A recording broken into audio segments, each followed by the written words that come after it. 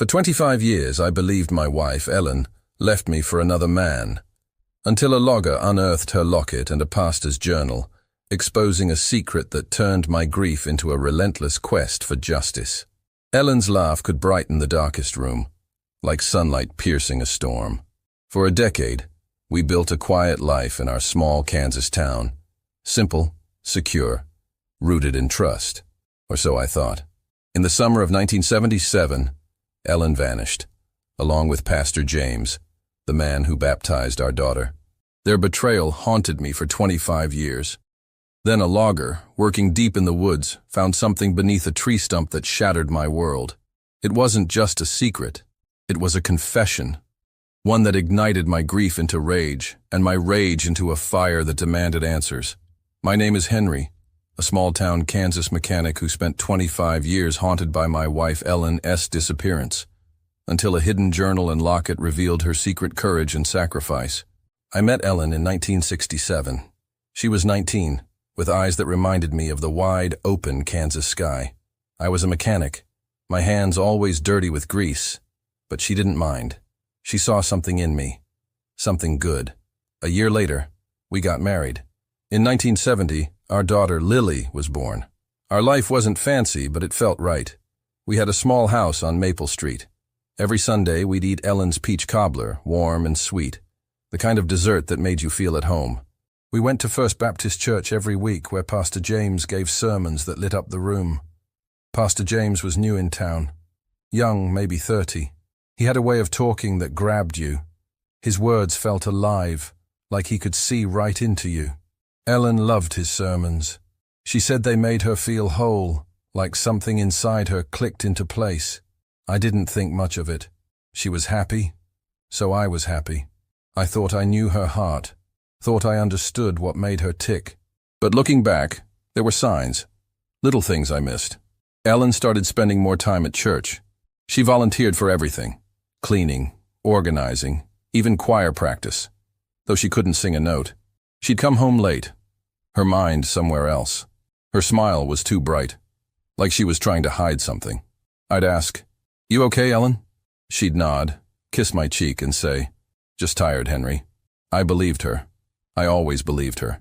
Those moments stuck with me. The way she'd linger after church, talking to Pastor James.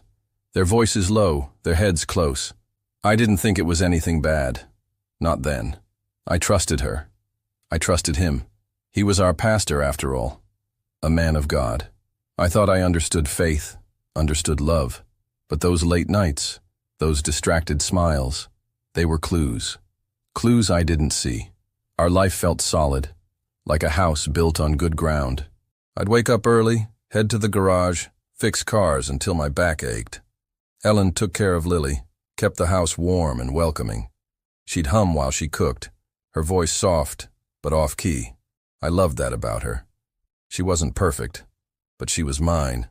We'd sit on the porch after dinner, watching Lily chase fireflies in the yard. Those were the moments I held on to, the ones that made me think we'd be okay forever. Church was a big part of our life. First Baptist was where we found community, where we felt connected. Pastor James brought something new to it. Before him, sermons were dry, like reading from a rule book. But he made it different. He'd talk about forgiveness, about hope, in a way that made you want to listen. Ellen would sit in the pew, her eyes fixed on him, nodding at every word. I'd watch her, proud she found something that moved her. I didn't question it. I should have.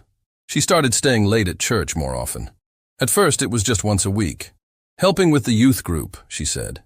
Then it was twice, 3 times. Choir practice, even though I'd never heard her sing outside the shower. I'd tease her about it. Say, "You joining the choir now?"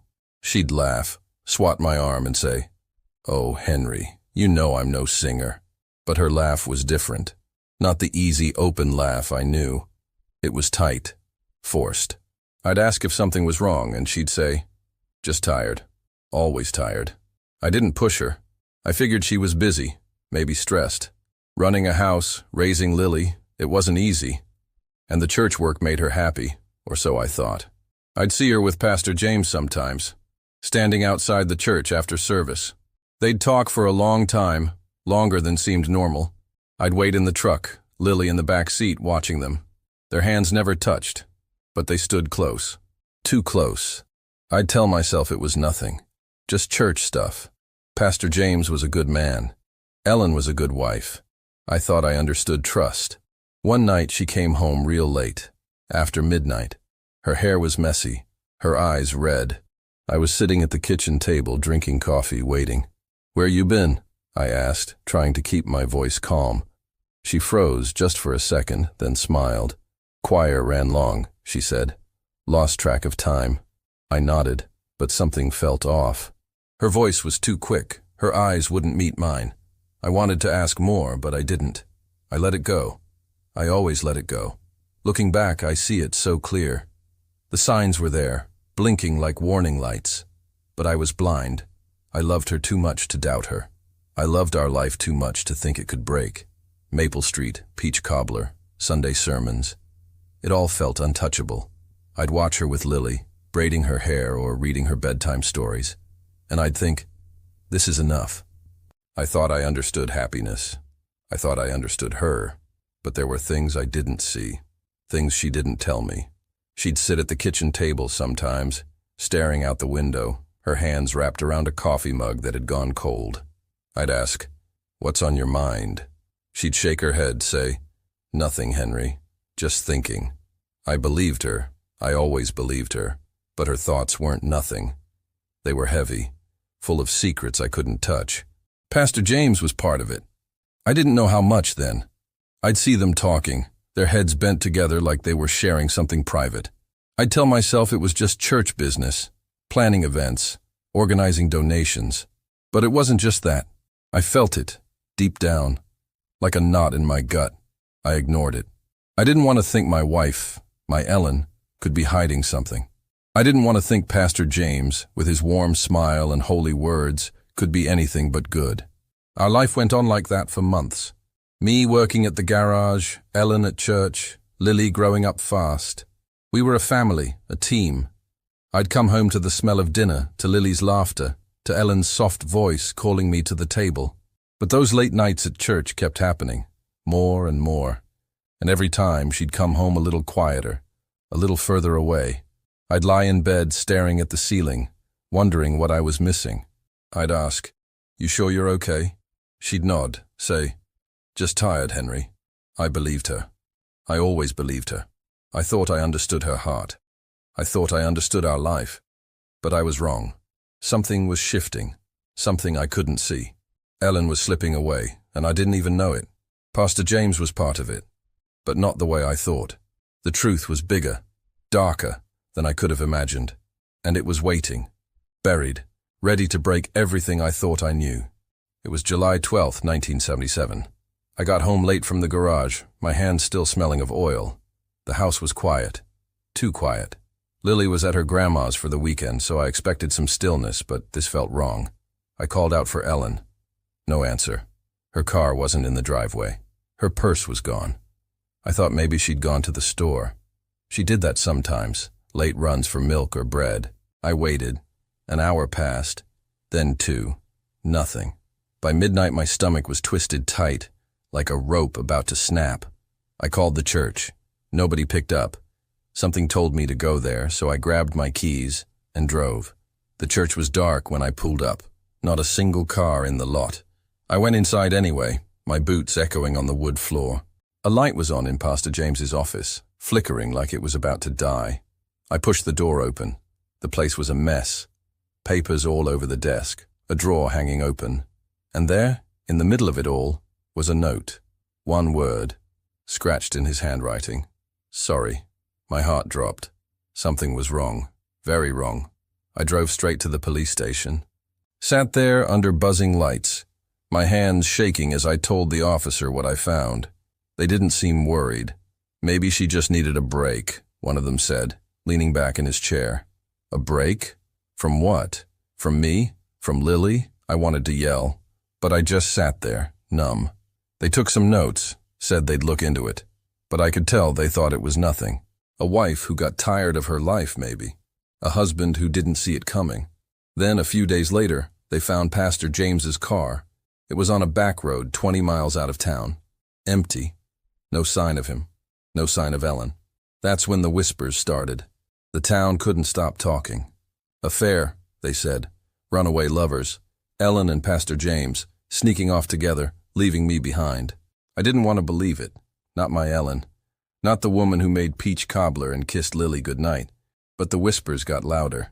They followed me to the grocery store, to the garage, to church. People looked at me with pity, or worse, judgment. Poor Henry, they'd say, or he should have seen it. The words clawed at me, tore at my insides. I thought I knew what love was. I didn't know a damn thing. I kept Lily close. She was only 7, too young to understand. "Where's Mama?" she'd ask, her big eyes searching mine. I'd swallow hard, force a smile, and say, "She's away for a while, sweetheart." I couldn't tell her the truth, that I didn't know where her mother was, that I didn't know if she was ever coming back. Every night I'd sit in the living room, the house dark around me. I'd stare at a photo of Ellen, her smile frozen in time. A bottle of whiskey sat on the table, half empty. I'd drink, trying to drown the questions. Was it all a lie? Every smile, every touch, every late-night talk? Had Ellen and Pastor James planned this? Were they out there somewhere, laughing at me, starting a new life? The not knowing was the worst part. Worse than the whispers. Worse than the pity. It was like a wound that wouldn't heal, always there, always bleeding. I'd lie awake at night, replaying every moment. The way Ellen started staying late at church. The way she'd come home distracted, her eyes far away. The way she'd kiss my cheek and say, "Just tired, Henry." I'd believed her. I always believed her. But now I wondered, had she been lying all along? Had she and Pastor James been planning to run away? The thought burned, like acid in my chest. I went back to the church a few times, looking for something, anything. I searched Pastor James's office again, but the police had already taken most of it. Just papers, nothing that made sense. I asked around town, knocked on doors, begged for answers. Nobody knew anything, or if they did, they weren't talking. The police kept saying there was no evidence of a crime. No bodies, no proof, just 2 people gone, like they'd vanished into thin air. I wanted to scream, to shake someone until they told me the truth. But there was nothing to hold on to. Days turned into weeks. The whispers never stopped. At the diner, I'd hear them. "Heard they ran off to Mexico," someone would say. "Probably living it up somewhere," another would add. I'd grip my coffee cup so hard my knuckles turned white. I wanted to fight, to yell, to prove them wrong. But what could I say? I didn't know where Ellen was. I didn't know if she'd left me or if something worse had happened. All I had was that note, "Sorry," and a hole in my heart that kept growing. I tried to keep things normal for Lily. I'd take her to school, make her dinner, read her stories, but she knew something was wrong. She'd crawl into my lap and ask, "Is Mama coming back?" I'd hug her tight, say, "I hope so, baby." But I didn't know. I didn't know anything. The uncertainty was killing me. I'd drive those back roads sometimes, past where they found Pastor James's car. I'd stare at the trees, the dirt, the nothing, hoping for a clue. There was never anything, just silence. The town moved on. People stopped talking about Ellen and Pastor James after a while. A new pastor came to First Baptist. Life kept going, but I couldn't move on. I kept Ellen's things exactly where she left them. Her sweater on the chair, her recipe book on the counter. I thought if I held on to those things, maybe she'd come back. Maybe it was all a mistake. But deep down, I knew. Something had taken her. Something had taken them both. And I was left with nothing but questions. I thought about that note every day. Sorry. What did it mean? Was Pastor James sorry for running off with my wife? Sorry for breaking my family? Or was it something else? I'd sit in the dark, the whiskey burning my throat, and wonder, had I missed something? Had Ellen been trying to tell me something, and I didn't listen? I thought I understood love, understood her, but I was wrong. The truth was out there somewhere, and I was too blind to see it. Every night I'd lie in bed, the house too quiet without her. I'd close my eyes and see her face, hear her laugh. I'd think about those late nights at church, the way she'd come home and avoid my eyes. I'd think about Pastor James, his warm voice, his easy smile, Had they been planning this all along? Had they been laughing behind my back? Or was there something else, something bigger? The not knowing ate at me, piece by piece. It was a wound that never closed, a pain that never dulled. I thought I understood betrayal. I didn't understand anything. Years went by. 5, then 10, then 15. Time slipped through my fingers like sand. Lily grew up, went to college, started her own life. She was strong like her mother, building something new despite the pain. But me? I stayed stuck. I lived in our house on Maple Street, like a ghost trapped in my own past. The town kept moving forward. They got a new pastor at First Baptist. New gossip, new stories. But I couldn't move on. I left Ellen's clothes hanging in the closet, her favorite sweater folded just the way she liked it. Her peach cobbler recipe stayed taped to the fridge, the paper yellowing, but untouched. I thought I knew what loss was. I didn't. Loss isn't just losing someone you love. It's losing the person you were when you were with them. The rumors never stopped. They followed me everywhere like shadows I couldn't shake. I'd be at the bar, nursing a beer, and I'd hear them. Heard Ellen and Pastor James ran off to Mexico, some guy would say, not even looking at me. Probably living it up in California, another would add, laughing. My jaw would tighten, my hands curling into fists. I wanted to yell, to tell them they were wrong, but I didn't, because what could I say? I didn't know the truth. Some folks said they died in a car crash. Others swore they saw them in another town, starting over. Every story was different, but they all hurt the same. They cut deep, reopening that wound I couldn't close. The police were no help. They'd given up years ago. No bodies, no crime, they told me, like that was supposed to make it better. No leads, no answers, just nothing.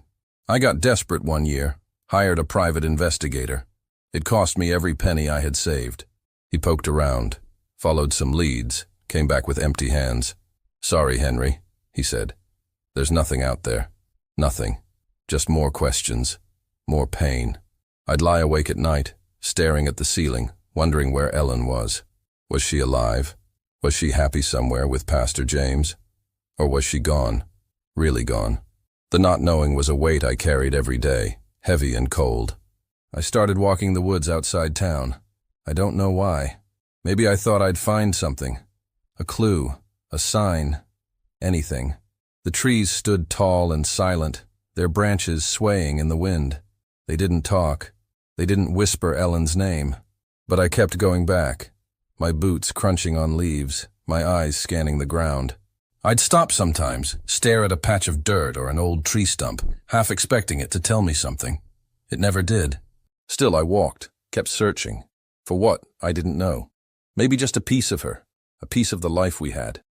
Lily was my anchor. She'd call from college, her voice bright but careful. "You okay, Dad?" she'd ask. I'd lie, say I was fine, but she knew. She'd lost her mom too, and we carried that pain together. I tried to be strong for her, to keep things normal. I'd make her favorite pancakes when she visited, sit with her on the porch like we used to.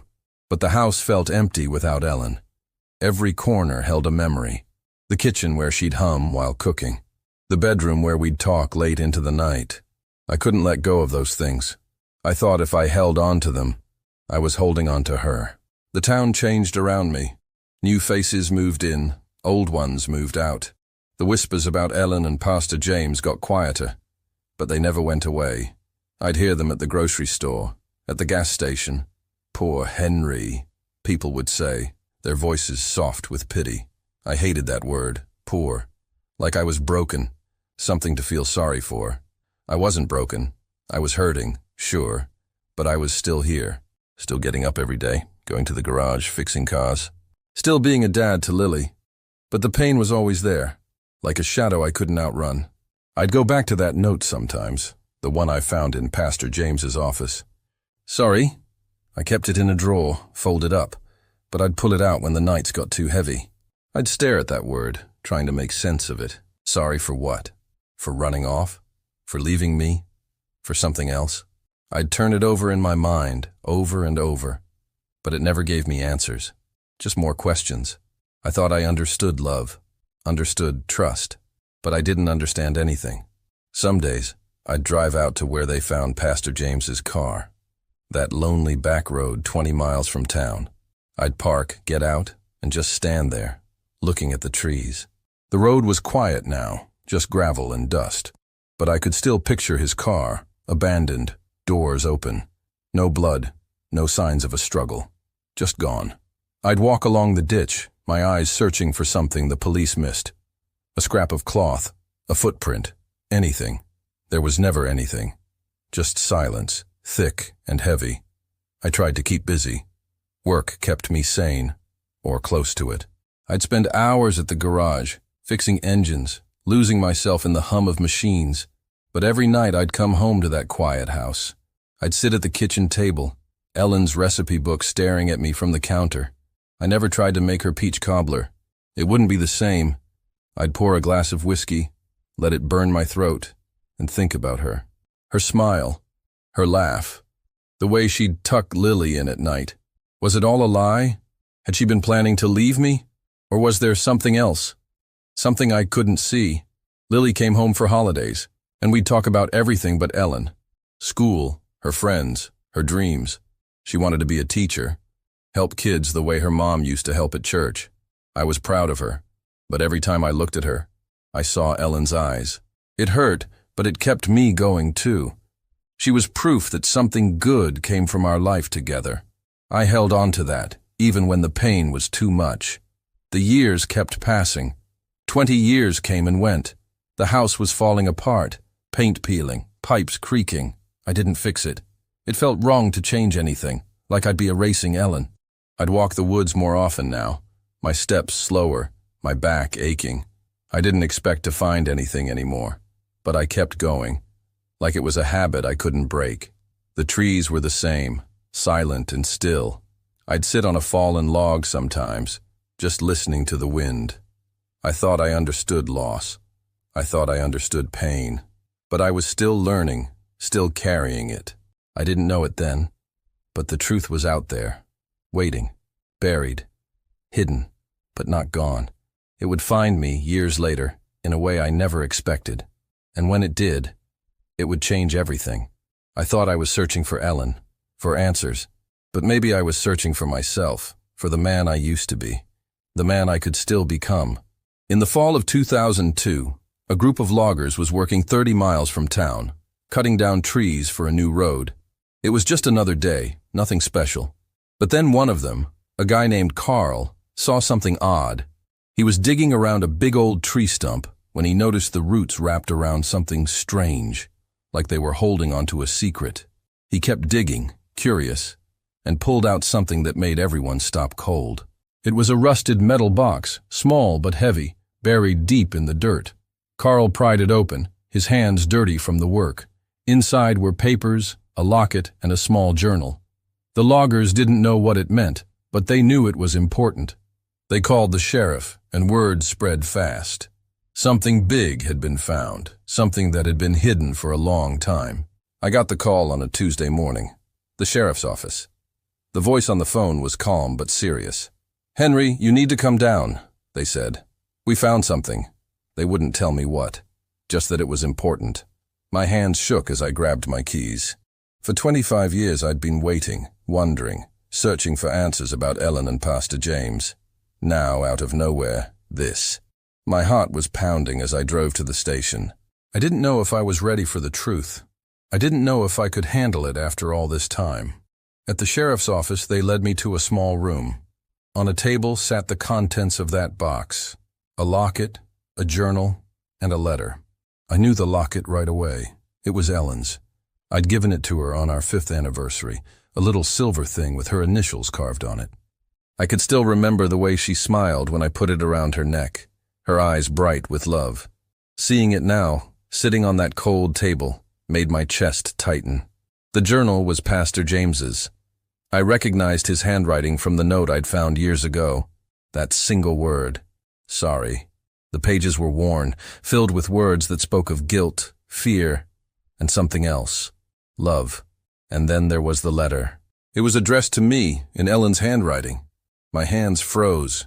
I didn't want to touch it. I didn't want to read it. But I had to. I had to know. I sat there, staring at the locket, my mind racing. 25 years. I'd spent 25 years wondering where Ellen went, why she left, what happened to her and Pastor James. I'd lived with the town's whispers, their stories about affairs and runaway lovers. I'd carried that pain, that not knowing like a weight on my shoulders. And now, here it was. Something real. Something that might finally tell me the truth. My fingers brushed the locket, cold and heavy in my hand. I could almost feel her, like she was in the room with me. But she wasn't. She was gone. And this was all I had left. The sheriff stood nearby, watching me. "Take your time, Henry," he said softly. But I didn't want time. I wanted answers. I'd waited long enough. I picked up the journal first, flipping through the pages. Pastor James's words were messy, written in a hurry. He talked about the church, about secrets he'd uncovered. He wrote about Ellen, about how she'd found something she wasn't supposed to. They were scared, both of them. Scared of what they knew, scared of what might happen.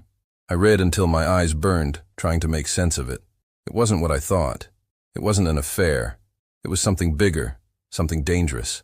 Then I turned to the letter. My name was written on the envelope, in Ellen's careful handwriting. My hands shook as I opened it. The paper was old, creased, but her words were clear. "Henry," it started. "I'm sorry. I love you. Take care of Lily. If you find this, don't look for me. It's too dangerous." My throat closed up. I read it again, then again, her words sinking into me like stones. She loved me. She hadn't left me for another man. She hadn't run away. But what did she mean? Too dangerous. What had they gotten into? I sat there, the letter in my hands, my mind spinning. I thought I understood loss. I thought I understood betrayal. But this was something else. I went back to the journal, reading more slowly now. Pastor James wrote about the church, about money that didn't add up. He said the deacons were involved in something bad, something that went beyond our little town. Ellen had found out too. She'd seen papers, heard conversations she wasn't meant to hear. They wanted to tell someone, to do the right thing, but they were afraid. Afraid of the people they were up against. Afraid for their lives. The last page was short, just a few lines. "We're being followed," he wrote. "God help us." That was it. The journal ended. No more words, no more answers. I sat back in the chair, my head heavy. The locket was still in my hand, its weight grounding me.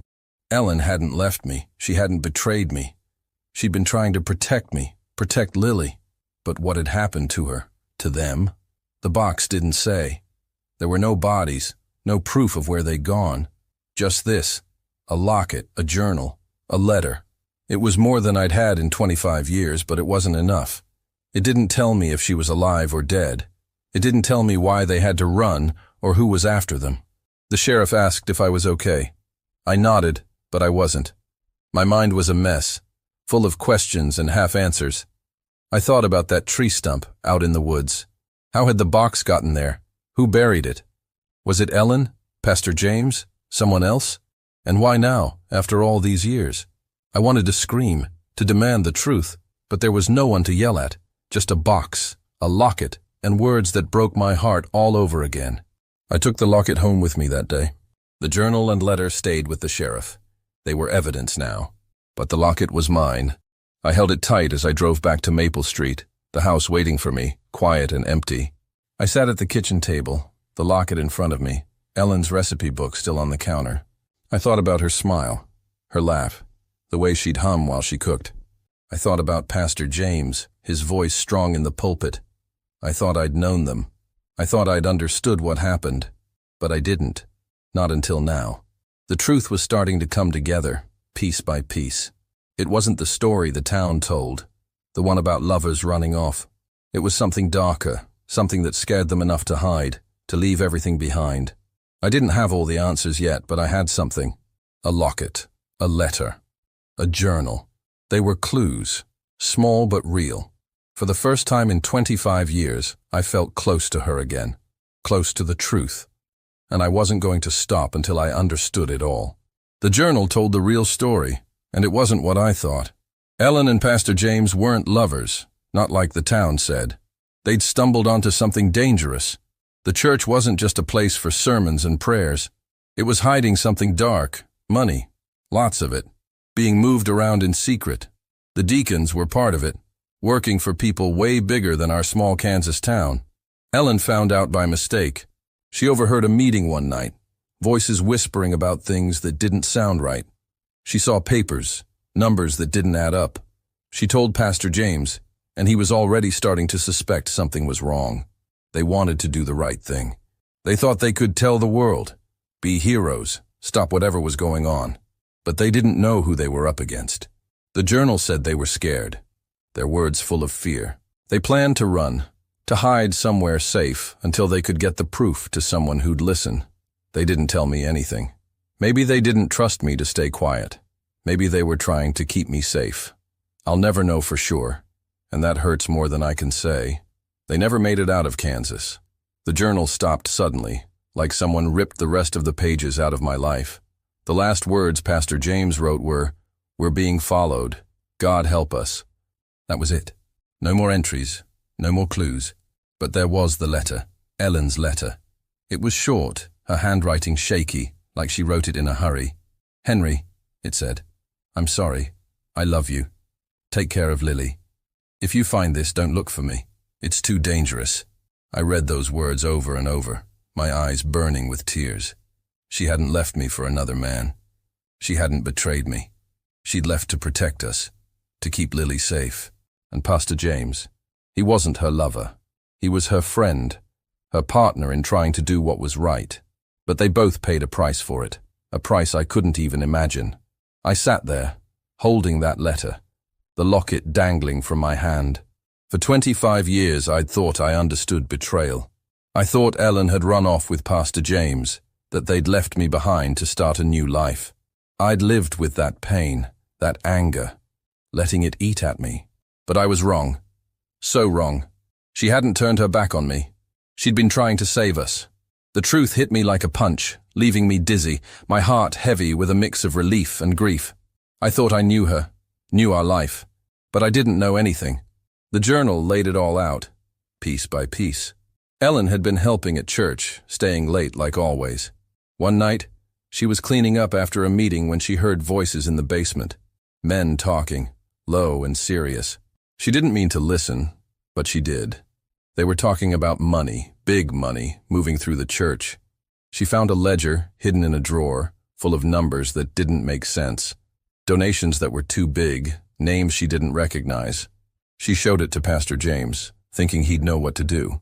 He was already noticing things. Deacons acting strange, meetings he wasn't invited to.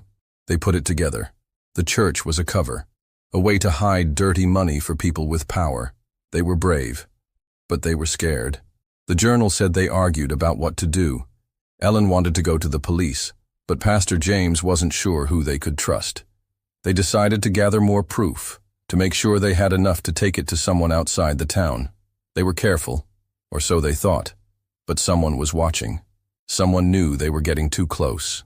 The Journal talked about late-night phone calls, footsteps outside the church, a car that followed them too long on empty roads.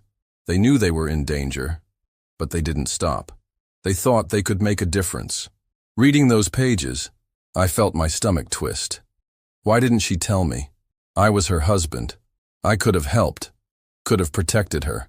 But maybe she knew I'd try to stop her. Tell her it was too risky. Maybe she thought keeping me in the dark was the only way to keep me safe. I wanted to be angry, but I couldn't. Not at her. Not when I saw her words in that letter, written with so much love, so much fear.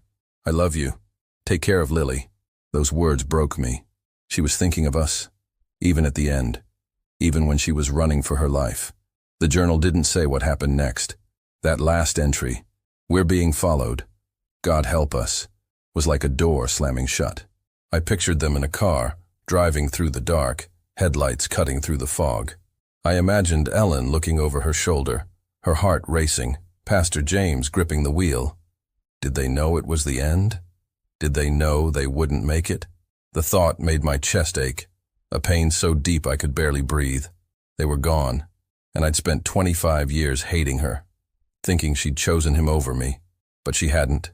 She'd chosen us. even if it meant leaving us behind. I held the locket tighter, its cold metal pressing into my palm. It was the one I gave her, the one she wore every day. I could still see her twirling it between her fingers when she was nervous, a habit she had when she thought no one was watching. Finding it now, after all these years, felt like finding a piece of her. But it wasn't enough. It didn't tell me where she was, if she was still out there somewhere, or if she was gone forever. The letter said not to look for her, but how could I not? She was my wife, my Ellen. The truth was starting to come together, but it wasn't clean or easy. It wasn't the story the town told, the one about two people running off together. It was bigger, uglier. The church, the deacons, the money. It was a web, and Ellen and Pastor James had gotten caught in it. They weren't lovers. They were fighters, trying to do what was right, and it cost them everything. I sat there, the letter in one hand, the locket in the other, and felt the weight of it all.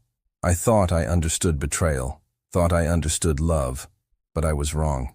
Love wasn't just the good times, the peach cobbler and porch swings. It was sacrifice. It was Ellen leaving me to keep me safe.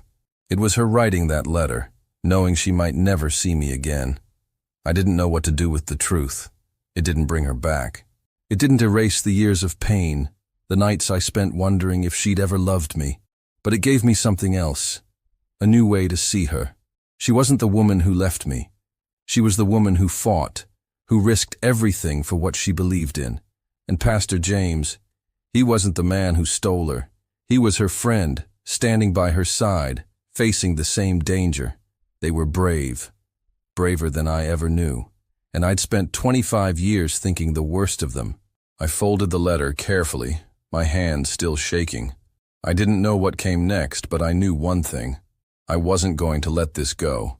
The truth was out now, and it wasn't just about Ellen and Pastor James.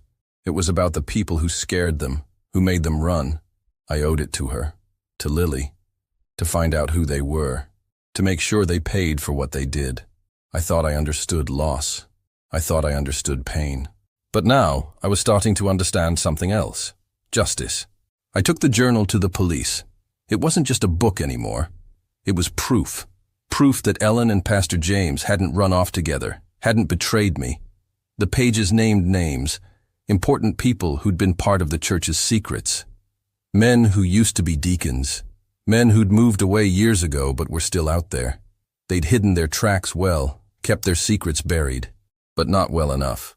The police read the journal, and their faces changed. They knew this was big. They reopened the case, started digging into those names. Arrests happened. Not everyone, but enough.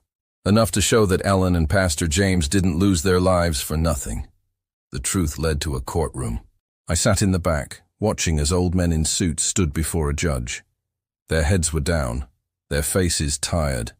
They were the ones who'd been part of the money scheme, the ones who'd made Ellen and Pastor James run. I didn't feel joy watching them. I didn't feel anger either. I just felt heavy, like the truth was a weight I'd carry forever. They never found Ellen's body. They never found Pastor James. The woods are big, and time hides things deep. I had the truth now. But it wasn't the kind that makes everything okay. It was something else, something harder to hold. I went home that night and sat at the kitchen table. The locket was in my hand, Ellen's initials shining faintly in the light. I set it on the mantel, right next to a photo of Lily. It felt right there, like a piece of Ellen was still with us. I knew I had to tell Lily everything. She was grown now, living her own life. But she deserved to know who her mother really was. Not the runaway the town whispered about. Not a traitor who left us. A fighter. A woman who stood up for what was right, even when it was dangerous. I called her, and we talked for hours. I told her about the journal, the letter, the truth. She cried, but she was proud too. Proud of her mom. Proud of the woman who gave everything to protect us. I couldn't stay in the house on Maple Street anymore. Too many memories. Too much pain. I sold it and moved to a small cabin by a lake. It's quiet there, the kind of quiet that settles your soul. The water's calm, reflecting the sky like a mirror. I walk the woods sometimes, not looking for answers anymore, just remembering. Remembering Ellen's laugh, her peach cobbler, the way she'd tuck Lily in at night. I thought I knew what love was. I thought I knew what loss was. But now I understand something new. Resilience. Ellen's courage didn't die with her. It lives in me, in Lily, in the life we've built, piece by piece from the ashes of what we lost. The truth doesn't take away the hurt. It doesn't bring Ellen back, or Pastor James, but it gives you something to hold on to, something to build from. I thought I'd lost everything when I heard about that box under the tree stump. I thought it would break me all over again. But what I found wasn't just pain. It was a reason to keep going, a reason to live, not just for myself, but for Ellen's memory, for Lily's future. I walk by the lake some days, tossing pebbles into the water, watching the ripples spread. Each one feels like a small step forward, a way to carry her courage with me. I think about that letter a lot. I'm sorry. I love you. Take care of Lily. Those words are part of me now, like the locket, like the journal. They remind me who Ellen was, not the woman the town made up, but the woman who fought, who loved us enough to leave. I used to think love was about holding on tight, never letting go. But Ellen taught me it's about sacrifice, about doing what's right even when it hurts. I thought I'd lost her forever, but I was wrong. She's still here, in the way I live, in the way I love Lily, in the way I keep going. The arrests didn't fix everything. Some of those men walked free, their secrets still half buried, but enough of them faced justice to make a difference. Enough to know that Ellen and Pastor James stood up to something bigger than themselves, and they didn't do it for nothing. I don't know if I'll ever find their bodies, if I'll ever know exactly what happened that night on the back road. But I know this: they were brave, they were good, and that's enough to carry me through. Living by the lake feels like a new start. The cabin's small, but it's home. I sit on the porch sometimes, watching the sun set, the water glowing gold. It's peaceful, the kind of peace I hadn't felt in years. I think about Ellen every day, but it's different now. It's not just pain. It's pride, too. Pride in her courage, her heart. I talk to Lily about her, tell her stories about her mom, the way she'd laugh at her own bad singing, the way she'd make the best peach cobbler in town. Lily smiles when I talk about her, and it feels like we're keeping Ellen alive, in our own way. I still walk the woods, but it's not about searching anymore. It's about remembering. The trees are quiet, but they hold memories now, not secrets. I think about Pastor James, too. He wasn't the man I thought he was. He was Ellen's friend, her ally, someone who stood by her when the world turned dark. I wish I'd known that sooner. I wish I'd seen the truth before it was buried under a tree stump. But I see it now, and that's enough. The truth is heavy, but it's also a gift. It's something to hold on to when the nights get long. I thought I'd lost everything, my wife, my trust, my life, but I didn't. I found something else. I found Ellen's strength, her love, her courage. I found a reason to keep going, to build a life for me and Lily. I thought I understood love, understood loss, but now I understand resilience. It's not about forgetting the pain. It's about carrying it and still moving forward. It's about tossing a pebble into the lake and watching the ripples, knowing they'll keep spreading, no matter what.